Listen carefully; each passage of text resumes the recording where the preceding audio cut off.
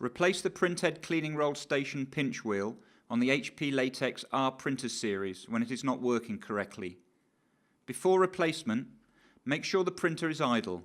Unload all substrate and close all covers and windows.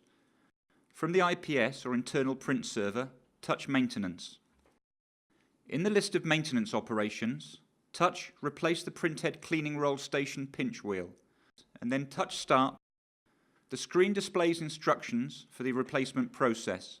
Keep in mind, if you follow the steps in this video, the instructions can just be used as reference. Open the carriage cover and Printhead cleaning roll door.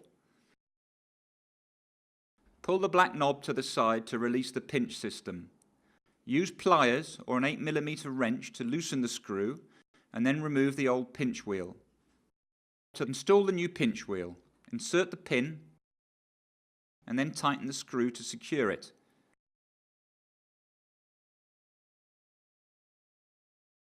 Use the black plastic knob to close the pinch wheel. Close the Printhead cleaning roll door and the carriage cover.